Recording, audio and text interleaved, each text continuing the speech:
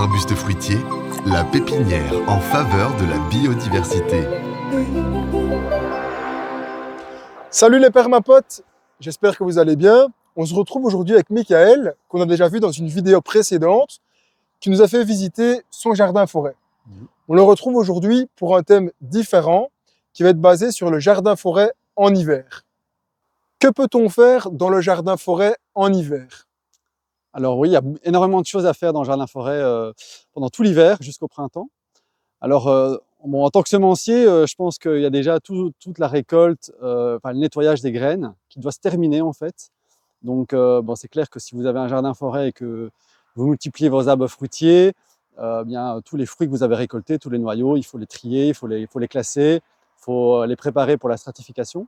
Donc voilà, il y a déjà quand même pas mal de travail, rien que sur cet aspect-là. Si on compte aussi également les légumes, bien sûr, il y a énormément plus d'espèces. Donc ça dépend un petit peu de votre envie à multiplier en partant de la graine. Mais voilà, ça peut donner énormément de travail tout l'hiver. Donc moi, concrètement, en pratique, j'ai terminé de nettoyer, de récolter dans sachets, etc., toutes les graines que j'ai produites. Donc j'en vends une partie et donc c'est une période pleine à l'heure actuelle où les jardiniers sont très actifs. Donc il faut que tout soit prêt pour maintenant. Alors il y a beaucoup d'opérations à faire, notamment en ce qui concerne les tailles d'arbres.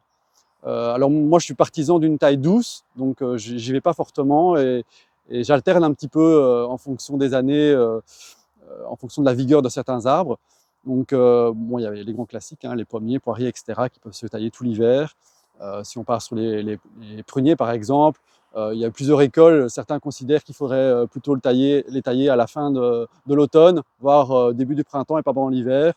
Moi j'ai l'impression que ça pourrait aussi faire à cette période-là, surtout quand on est trop chargé au niveau du travail. Donc, mais si on y va de manière douce, il n'y a pas trop de soucis à mes yeux, mais voilà, je n'ai pas encore le recul de 15 années de taille. Donc voilà. Alors il y a également des boutures hein, qui pourraient encore s'envisager à la fin de l'automne, des boutures d'arbres. Et donc on peut les stocker dans le sol, dans le froid, et puis on les ressort au printemps pour lancer l'enracinement. Donc il y a ces aspects-là. Alors il y a également, à mes yeux, je pense que quand il fait bon, il faudrait absolument essayer de gagner du temps sur le désherbage. Donc il y a des parcelles qui sont occupées par de la végétation en développement. Donc il faudrait essayer d'empêcher cette végétation de s'installer. Moi c'est ce que je fais en tout cas.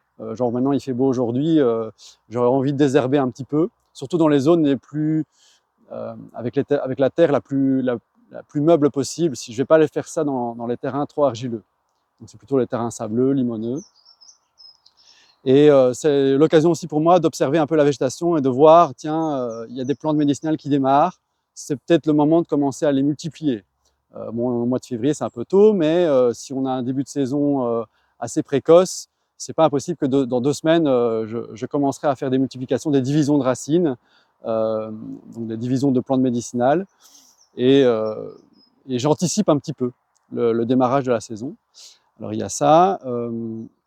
Je réfléchis. Alors il y a aussi, bien sûr, on a une période au mois de février, c'est une bonne période pour prélever les greffons que l'on va utiliser pour greffer tous ces arbres fruitiers, mais enfin tous, une partie d'entre eux. Je focalise notamment sur les variétés de pommiers, poiriers, cognaciers, nachis.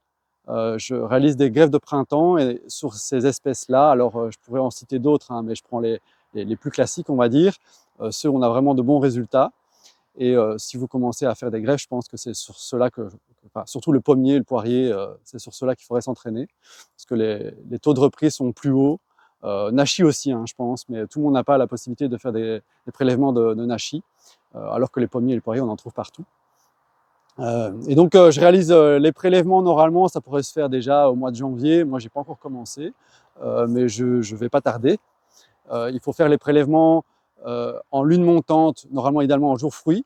Donc, aujourd'hui, on est en jour racine, donc je ne peux pas faire de prélèvement pour conserver ces greffons au frigo. Donc, je vais devoir attendre la semaine prochaine. Et il faudrait réagir avant que la végétation démarre. Donc ça, c'est vraiment très important. Si on voit que les bourgeons sont déjà bien formés et en train de s'ouvrir, en principe, c'est plus vraiment le bon moment. Et en plus, on risque d'avoir de la casse au moment de la greffe. On risque d'abîmer les bourgeons, donc voilà, c'est très important.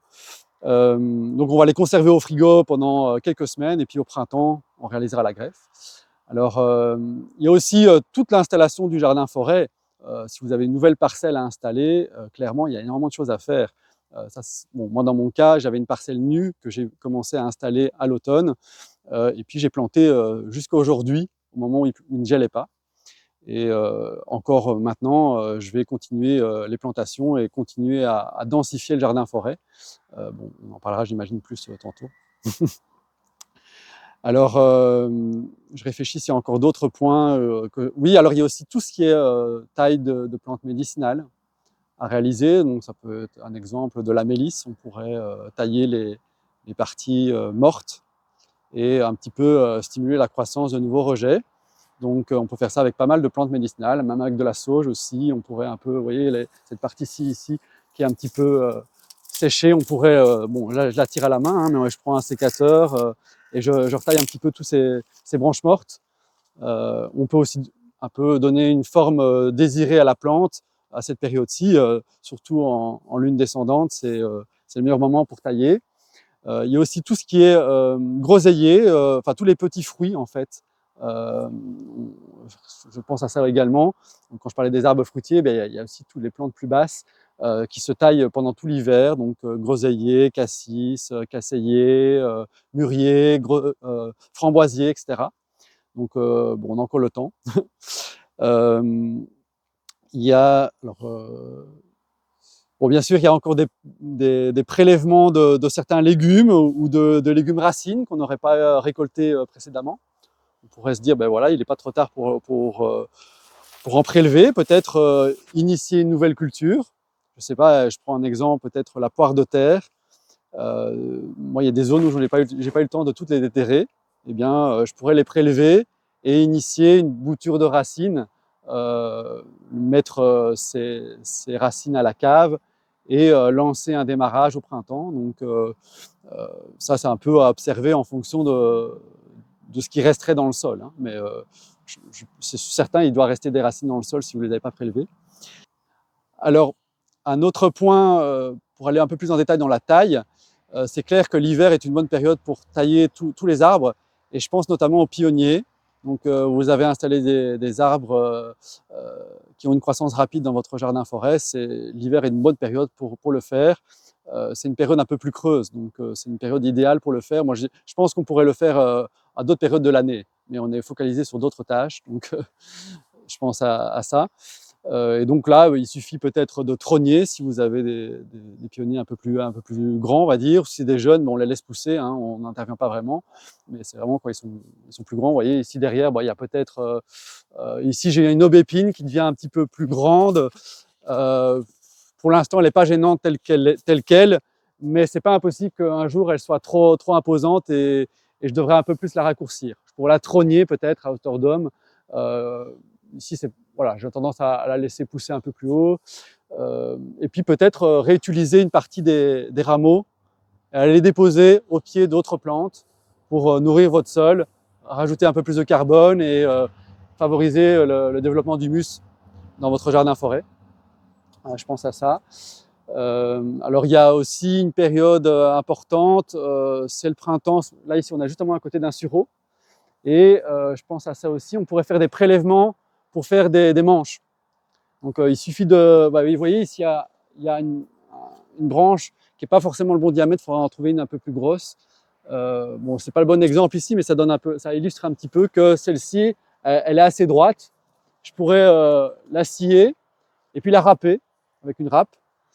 Et si on le fait avant le démarrage des bourgeons, eh bien, on a la bonne période et on va avoir un bois très dur qui va s'endurcir par la suite. Et moi, ça m'arrive de faire des manches pour faire une rasette, pour faire une binette, ou d'autres outils.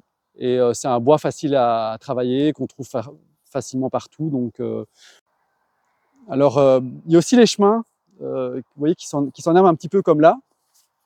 Et donc, Bon, ici, j'ai des copeaux de bois qui sont sur une bâche anti-mauvaise herbe. Bon, j'ai différentes manières de procéder dans le jardin ici. Il y a des zones où c'est de la paille recouverte de broyat. Pour réduire la quantité de broyat à utiliser, une bâche est quand même assez utile. Bon, certains vont dire, voilà, c'est pas très écologique si c'est une bâche en plastique. On pourrait utiliser un géotextile qui se décompose, mais au bout d'un moment, finalement, la végétation pourrait s'installer et on aura beaucoup plus de mal à désherber ou il faudra rajouter beaucoup de matière pour empêcher l'enherbement. Donc à certains moments pendant l'hiver, c'est une bonne période, je trouve, pour un peu désherber avant que la végétation démarre. Et donc je désherbe et puis je vais réinstaller du broyat que je pourrais récupérer d'entrepreneurs de jardin qui veulent s'en débarrasser, qui taillent quand même beaucoup pendant l'hiver ou au printemps. Donc je pense à cet aspect-là en plus. Alors il y a aussi tout ce qui concerne le paillage du sol. Il y a des zones qui sont à nu. Il faudrait absolument éviter un sol nu pendant l'hiver. Donc voilà, on va peut-être encore avoir un mois ou deux avec température plus basse et un sol qui risque de perdre sa substance, on va dire, avec la pluie. Donc moi, je mettrais un petit peu de paillage comme de la paille, peut-être vous avez du foin encore, vous avez des tailles de haies, des feuilles, toutes les matières qui sont disponibles, il faudrait les réutiliser. Donc moi, c'est vrai que dans le jardin forêt, c'est ce que je suis en train de faire. Je suis en train d'un peu pailler certains arbres avec des feuilles d'arbres que j'ai reçues de mes voisins ou que j'ai stockées à certains endroits. Donc voilà, il y a ces aspects-là en plus. Et je pense que si vous avez beaucoup de zones avec des parcelles fixes, enfin, on va dire des parcelles qui ne sont jamais retournées comme celle-ci et des chemins fixes, eh bien, voilà, il faut entretenir ces chemins, il n'y a pas le choix. On pourrait envisager d'autres techniques, hein. On pourrait mettre une dalle, là derrière, il y a des dalles dures. Là, c'est clair que ça demande beaucoup moins d'entretien, mais tout le monde n'a pas la possibilité de mettre ça partout.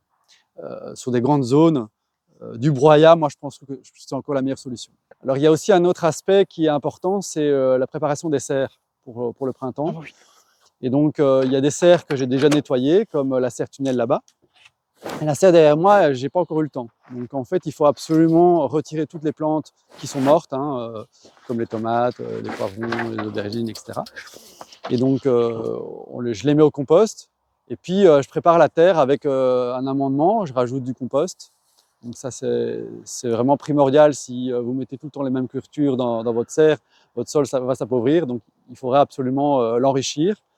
Et donc, vous avez tous certainement un compost chez vous. Vous pouvez aussi acheter de l'amendement organique à différents endroits. Hein, on trouve ça facilement. Et donc, on commence aussi un peu à réactiver la vie du sol en l'arrosant. Si le sol est sec, il ne sera pas très vivant en fait. Donc, il faut absolument démarrer, le lancer en même temps que l'augmentation des températures. Et donc, c'est une opération à réaliser maintenant. Alors, il y a des personnes qui lancent des cultures à l'automne et qui ont déjà des légumes à récolter maintenant. C'est assez rare, mais voilà, c'est possible. Il y a des maraîchers, bien sûr, qui le font pour assurer une production pendant l'hiver. Il y a aussi tout ce qui concerne le démarrage de la montée de température dans la serre. Donc on parle de couches chaudes et on peut lancer ces couches chaudes avec des matières fraîches en décomposition. Ça peut être du broyat. En le tassant, en rajoutant de l'eau, on pourrait avoir une montée de température. Bien sûr, la plupart du temps, on le fait avec du fumier de vache, de cheval, etc. Ça permettrait de lancer des semis beaucoup plus précocement à l'extérieur. Dans une serre froide, c'est une bonne technique. Et moi, personnellement, je lance souvent avec une couche de broyat. Dans la serre bioclimatique là-bas, les températures sont 5 degrés en plus que l'extérieur. Et en faisant une couche chaude, j'arrive à monter à 2-3 degrés en plus. Donc ça me protège de certaines gelées. Je veux dire, une forte gelée ne sera pas suffisant. Mais globalement, à cette période-ci, c'est possible qu'on n'ait plus de grosses gelées. Enfin, c'est pas certain, mais s'il y a une grosse gelée qui arrive, il faudra absolument mettre un voile de protection sur les plants les plus sensibles. Alors, il y a aussi beaucoup de personnes qui lancent des semis de plantes médicinales à cette période-ci et qui les commencent au chaud, pas forcément dans une serre, hein, ça peut être dans la maison, mais pour gagner du temps sur la production, il faut réagir un peu plus vite.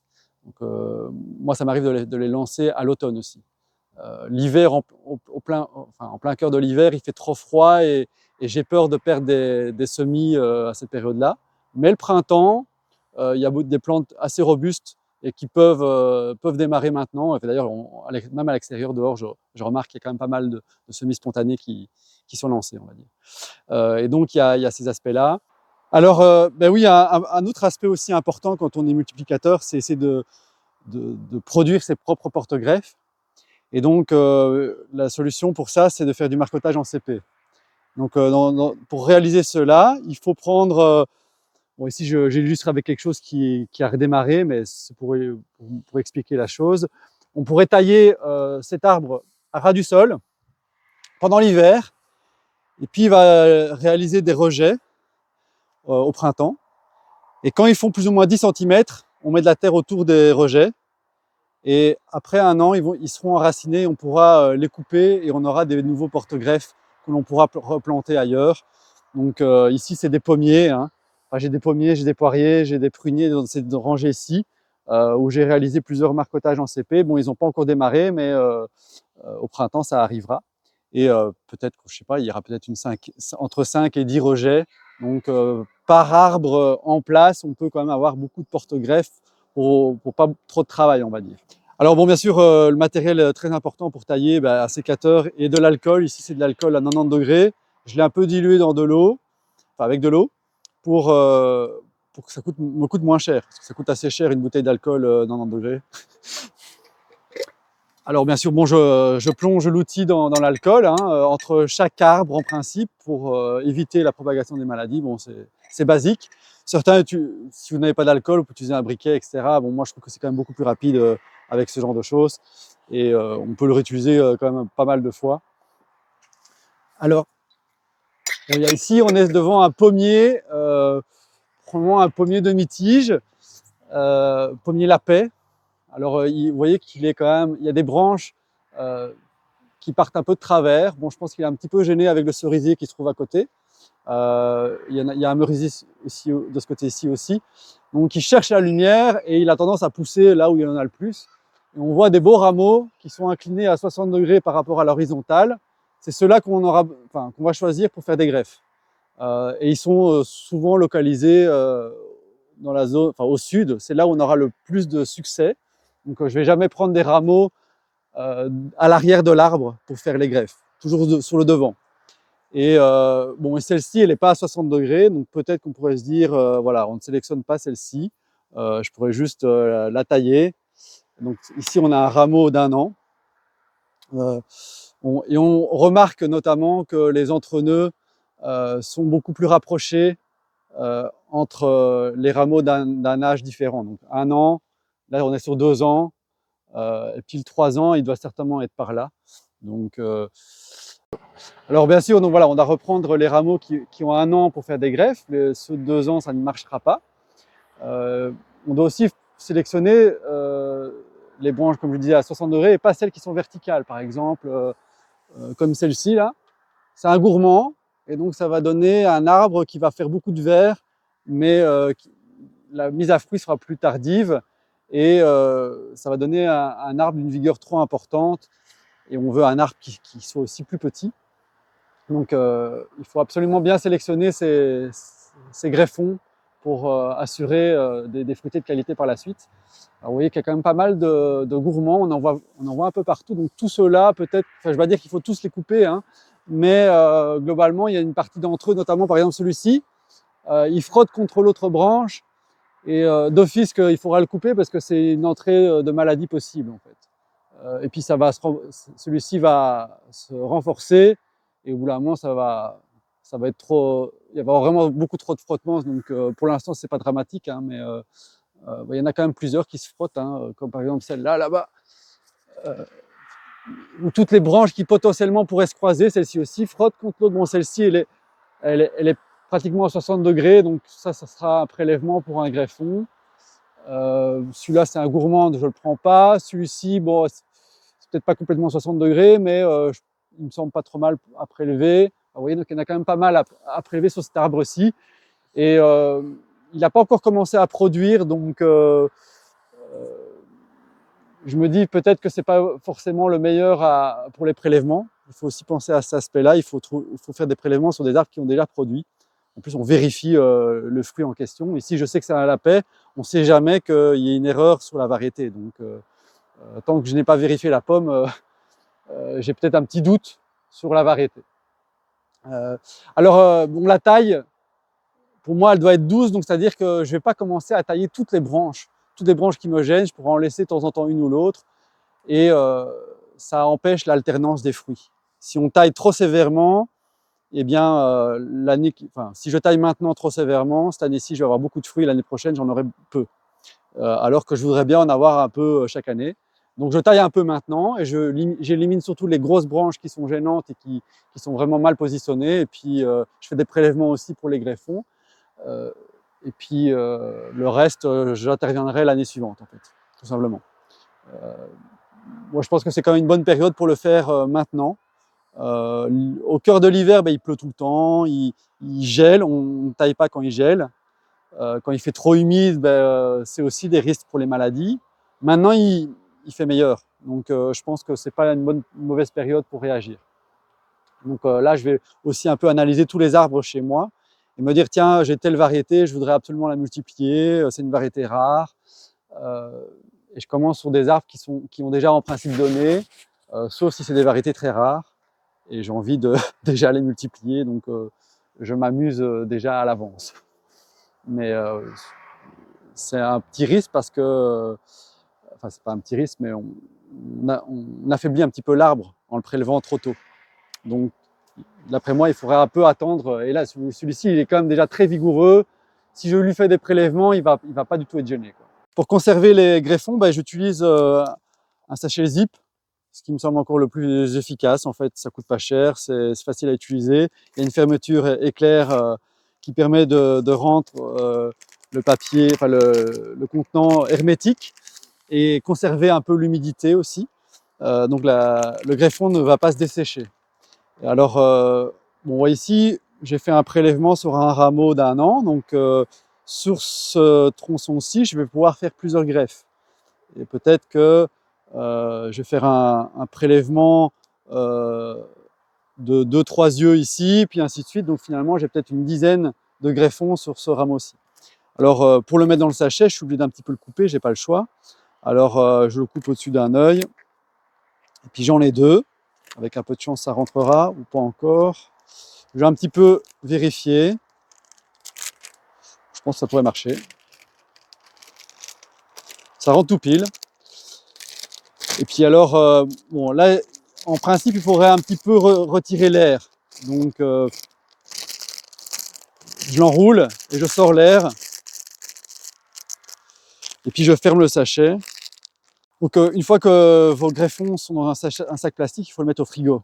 Donc, moi, je mets dans un réfrigérateur. Hein, ça peut être dans une cave bien froide, ça marcherait également. D'autres personnes conservent le greffon dans le sol, au nord d'une habitation, par exemple. Donc, c'est une autre manière de faire. Moi, je pense que pour m'assurer un contrôle et une vérification de tous mes greffons, je préfère les mettre au même endroit. Dans un frigo, ça me semble le plus accessible, le plus facile à contrôler. Alors, la certification, c'est pas très compliqué. Alors, à cette période-ci de l'année, les espèces que j'envisage, c'est plutôt des espèces qui ont besoin de beaucoup de chaleur. Je pense notamment aux abricotiers, aux arbousiers, etc. Les stratifications sur des arbres de chez nous, comme le pommier, le poirier, ou même le nachi, même si c'est pas de chez nous. La stratification, j'ai déjà démarré il y a quelques semaines, parce qu'il faut une mise à froid beaucoup plus longue et plus forte. Ici, maintenant, on est plus sûr d'avoir vraiment un gros froid. On ne sait jamais qu'il ne gèle plus tellement. Donc, si on veut stratifier des espèces qui ont besoin de beaucoup de froid, ça ne marchera pas tellement bien. Ici, voilà, j'ai de l'amandier Robben que j'ai récolté l'année passée sur un des premiers arbres en production. Et donc, je pourrais utiliser un terreau de semis. Je pourrais aussi utiliser du sable de rivière, ou je pourrais faire un mix entre les deux. Le fait de rajouter du sable, c'est l'idée aussi de rendre le substrat plus drainant.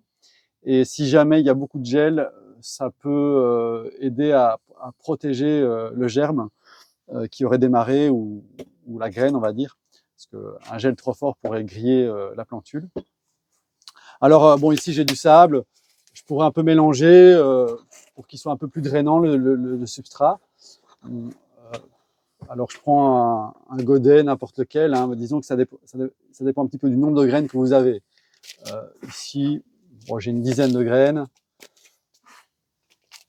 Je vais tous les positionner sur une couche.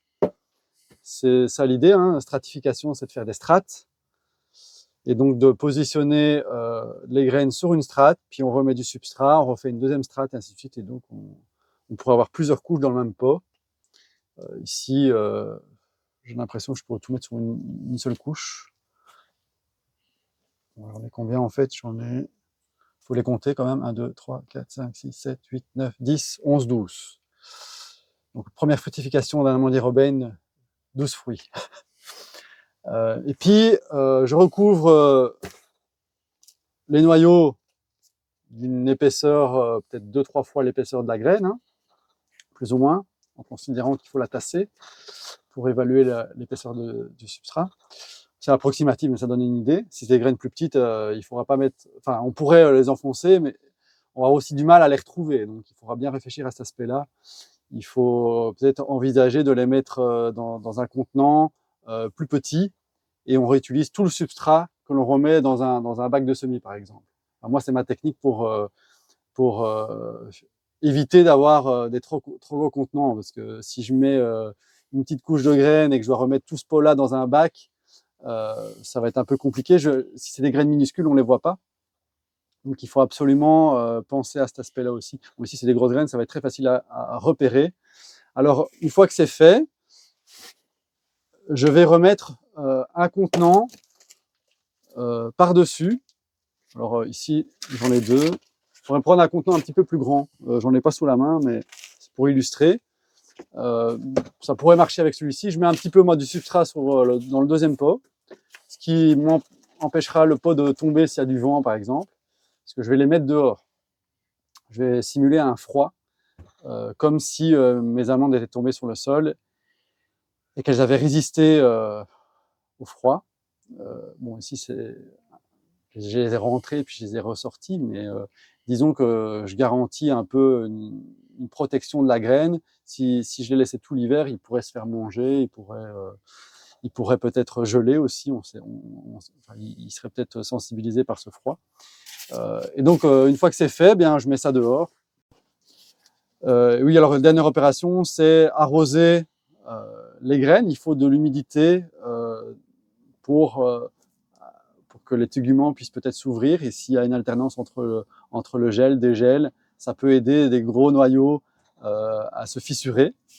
Donc, il faut absolument arroser, puis je remets le pot par-dessus et je laisse pendant quelques semaines, jusqu'au printemps, quand il commencera à faire assez chaud. À ce moment-là, bien, je récupérerai mes noyaux qui ont peut-être déjà commencé à germer, ou peut-être pas, mais c'est pas grave. Et je les positionnerai dans un bac à semis, dans les conditions idéales de température. Si c'est un amandier, en principe, ça a besoin de beaucoup plus de chaleur, donc peut-être que je devrais les positionner à l'intérieur de chez moi, ou dans cette serre bioclimatique qui est un peu plus chaude que la serre froide en face. Ce qui compte, c'est de trouver la bonne période. Si on attend le mois de mai, il fera assez chaud. Si on lance le semis plus tôt, ça pourrait fonctionner. On aura peut-être des plantules qui vont démarrer plus vite, donc on aura des plants plus grands en fin de saison, mais c'est pas garanti que le semis sera fait dans les conditions idéales, et donc on risque de perdre une partie d'entre eux, j'ai l'impression. Faut toujours bien réfléchir à la période de semis. Et par rapport à ça, oui, le mois de mars, c'est le démarrage pour moi d'une grosse partie des semis d'arbres que j'ai stratifiés déjà dès l'automne, dès le mois de novembre, décembre. Et là, je suis en train de finaliser les dernières stratifications, et il y a des graines, bien entendu, qui ne nécessitent pas de stratification. Exemple, je vais essayer d'en trouver un, même par exemple l'abricot, il y a des variétés qui n'ont pas besoin de froid en fait. Moi ici, j'ai un abricotier d'Ouzbékistan, celui-là, j'ai déjà lancé la stratification, parce qu'il a besoin de froid. Si je prends par exemple un cognacier, c'est une graine qui ressemble à la graine de poire, ça a besoin de froid. Donc il faut absolument penser à cet aspect-là. Et c'est variable d'une espèce à l'autre. Donc, C'est vrai que si on prend tout ce qui est plantes potagères annuelles comme la tomate, etc., là, dans ce cas-là, pas besoin de froid, quoi. Si la tomate, il est souvent conseillé de mettre de la graine au frigo, Ah, ok, ouais. ou dans un froid, ou dans une cave en tout cas, avant le semis de printemps. Ce qui compte, c'est l'accumulation de plusieurs degrés jour, donc des différents jours où on a suffisamment de température pour que la graine détecte la différence de température en fait. Et donc, si la graine de tomate est au frigo, et puis on la met dans les conditions idéales de température 20 degrés, alors là, la graine va détecter qu'il est temps de germer en fait. Si on la met à 15-20 degrés et on le met dans des conditions humides de 20 degrés, ça marchera certainement moins bien. Mais c'est souvent conseillé pour les légumes de le faire avec les légumineuses, comme les haricots, comme le petit pois, etc. Et là, on dit même de le mettre au congélateur. Et donc là, on favorise, on a une meilleure levée, on a plus de vigueur des plants. Moi, je le fais souvent pour les légumineuses pour éviter les bruches, les coléoptères qui font des petits trous dans la graine. Et donc, enfin voilà, on essaie d'un peu copier la nature. Il y a des graines qui poussent en région tempérée et qui ont besoin de froid, et celles qui poussent dans les conditions plus chaudes de Méditerranée, c'est là, en principe, elles ont souvent pas besoin de froid en fait. Ça dépend un peu si elles sont en altitude ou pas, hein, parce qu'en Méditerranée, il y a aussi des plantes qui poussent à 2-3 000 mètres d'altitude, et celles-là, elles auront besoin de froid. Et donc, ici, on est devant plusieurs stratifications que j'ai démarrées. Alors, je peux regarder un petit peu ce que j'ai. Ici, j'ai des pêches plates. Des nectarines, moi je dirais que j'ai déjà lancé certains d'entre eux un peu plus tôt. Là j'ai des prunes, j'ai aussi un asie minier, des poiriers, des pommes, des poires. En tout cas sur celui-ci, hein, voilà un petit peu ce que j'ai, quoi. Donc ce que je fais aussi de temps en temps, c'est que je regarde. Là c'est clair qu'à mon avis il n'y a rien qu'à démarrer. Si je retombe sur un noyau, j'en vois un ici. Mais en principe, ce qu'on pourrait observer, c'est qu'il soit ouvert en fait, et que la plantule a déjà démarré. Et quand on observe ça, il est temps de réagir pour le semis, parce qu'on risque de casser les plantules en le déterrant, par exemple. Donc voilà, ici, je sais qu'on est encore tôt, donc c'est certain qu'à cette période-ci de l'année, mes noyaux n'ont pas encore démarré. Hein. Mais bon, vu les températures qu'on a maintenant, peut-être dans 2-3 semaines, certaines d'entre elles pourraient démarrer. Et je le remarque souvent pour les pommes ou les poires, ça démarre assez vite. Mais il n'y a pas un tégument très dur, donc la germination est plus facile. Alors ici, on est devant une nouvelle parcelle que j'ai démarrée à l'automne. Donc au mois de novembre, j'ai pu commencer les semis. Donc en fait, c'est une partie de la parcelle qui se trouve à côté. J'ai récupéré 100 mètres de long sur 7 mètres de large, pour donner une idée. Et la première chose qui a été faite, c'est que le sol a été labouré. Bon, c'est pas moi qui l'ai fait, hein, c'est mon père qui est passé avec un tracteur.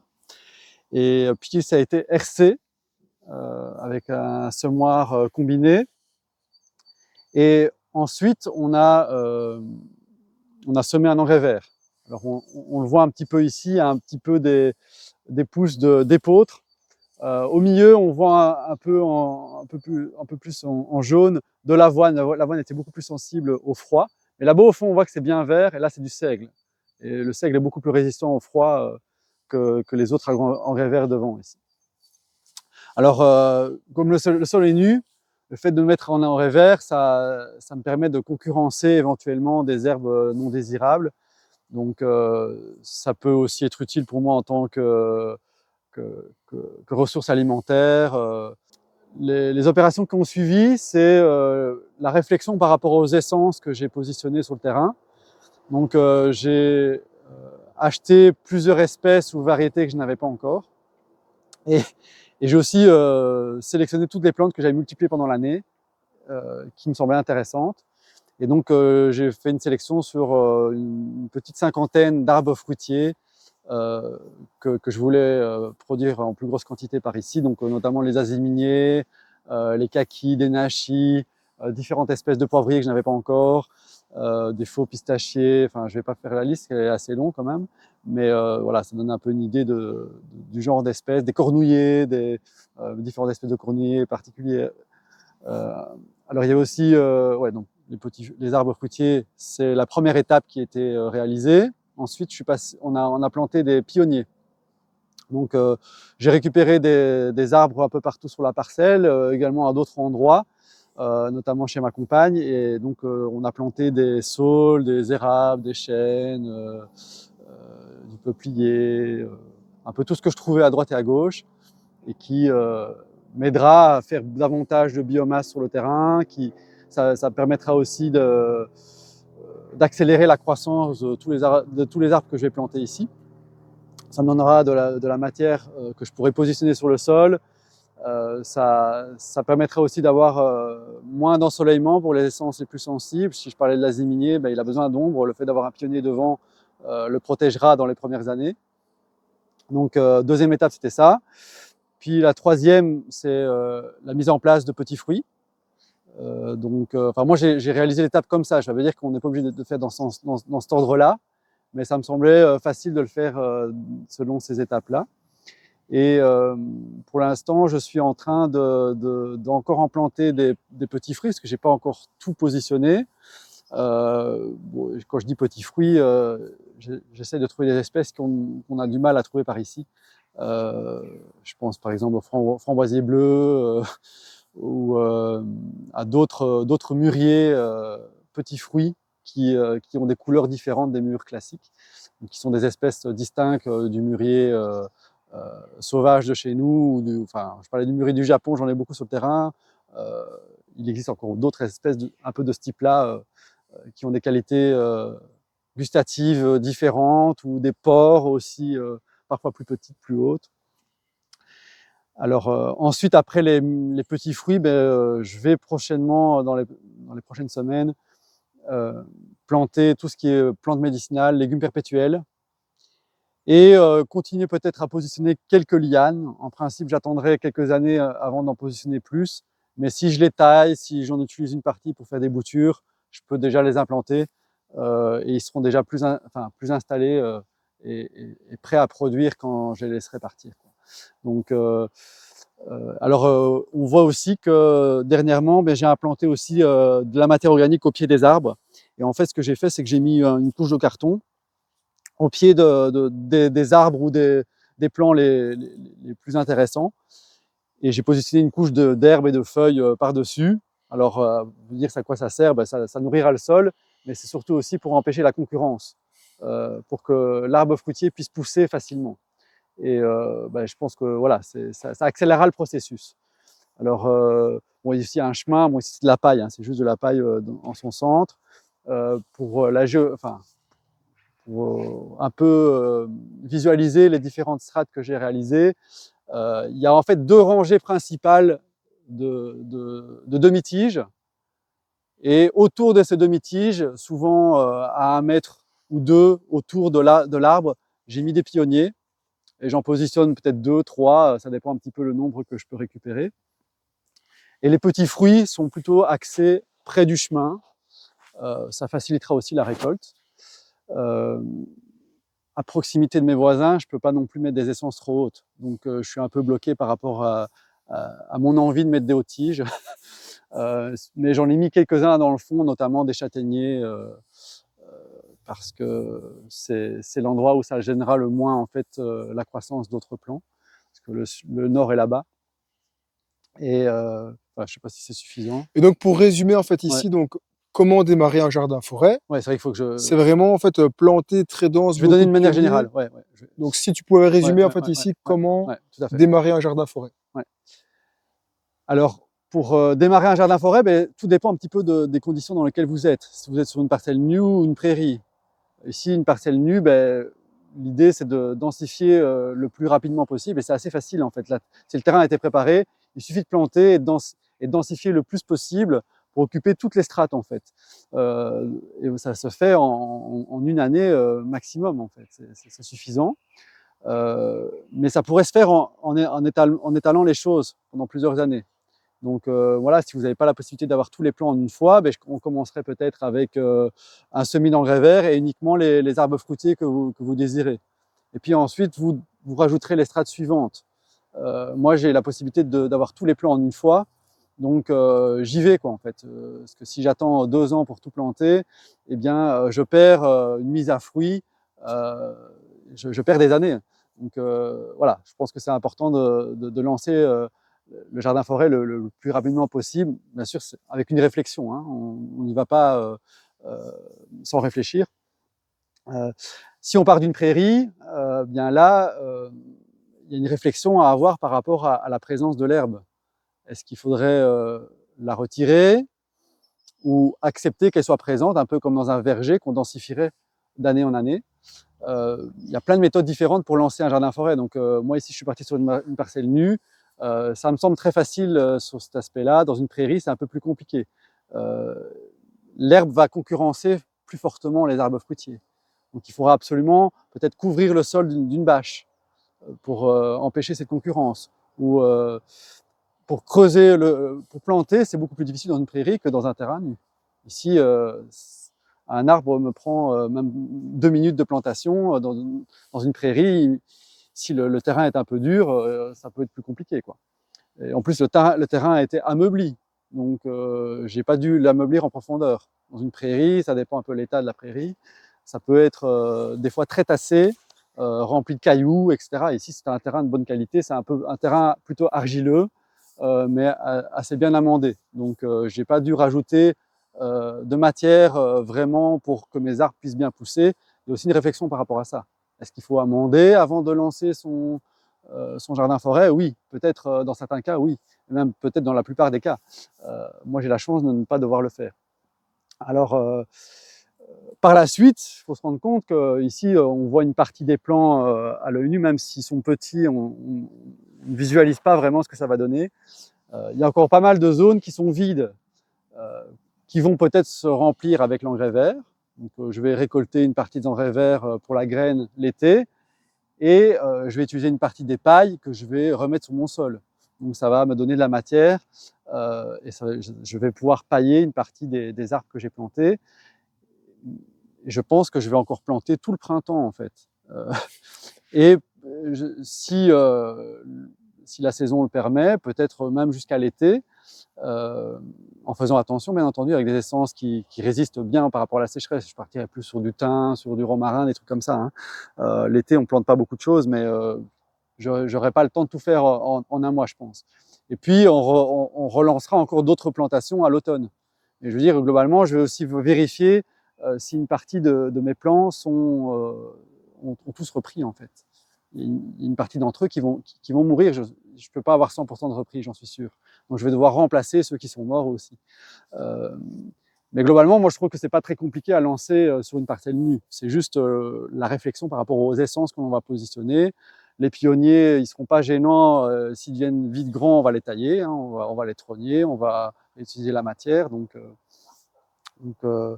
globalement, il faudra être patient et il y aura peut-être un petit peu de désherbage aussi. Il y aura des plantes non désirées qui vont apparaître. Donc ça, je vais contrôler cette année-ci. Il y aura peut-être des chardons, il y aura peut-être... Les chardons ne sont pas gênants, mais s'il y en a beaucoup de trop, peut-être que je pourrais intervenir. On vient de faire le tour des différents tâches à réaliser dans le jardin-forêt pendant que celui-ci est en dormance. Donc même si on est au cœur de l'hiver, il y a de quoi faire. Merci à Michael pour tous tes précieux conseils. C'est à toi. Tu es aussi en train d'écrire un livre qui s'intitule « Je cuisine avec mon jardin-forêt ». Peux-tu nous en dire plus? Oui, sans trop tout spoiler. Donc en fait c'est un livre que ma compagne et moi avons rédigé. On est en phase de finalisation, donc on est en train de le relire, on va dire, de le faire relire. Et donc c'est un défi qu'on s'est lancé l'année passée. On a souhaité davantage valoriser ce qu'on récoltait dans nos 2 jardins forêts, parce qu'il y en a un aussi qui s'appelle le Jardin des Mélodies, qui se trouve à Lustin. Et donc l'idée c'était de faire un défi par semaine, de faire une recette originale en provenance de fruits et légumes produits dans nos 2 jardins forêts. Et donc ce sont des ingrédients qu'on pourrait produire 100% ici. Donc il n'y aura pas de chocolat malheureusement, mais il y aura plein d'autres choses. Et donc il y a 55 recettes au total. Et alors donc c'est l'idée d'aussi végétaliser un peu plus notre alimentation. Est-ce qu'on pourra le précommander à partir de maintenant? Oui, ou- oui. Alors c'est possible à partir du 15 février, donc on lancera les précommandes. Ce sera pendant environ 1 mois avant de pouvoir qu'on puisse l'imprimer, on va dire, et l'envoyer à tous ceux qui l'auront précommandé. Donc ce sera dans pas longtemps. On a hâte de découvrir ton livre. Donc on vient de faire le tour de la thématique. Merci beaucoup d'avoir regardé la vidéo. N'hésitez pas à lâcher un like, à écrire un commentaire et à vous abonner à la chaîne. A bientôt les permapotes. À bientôt.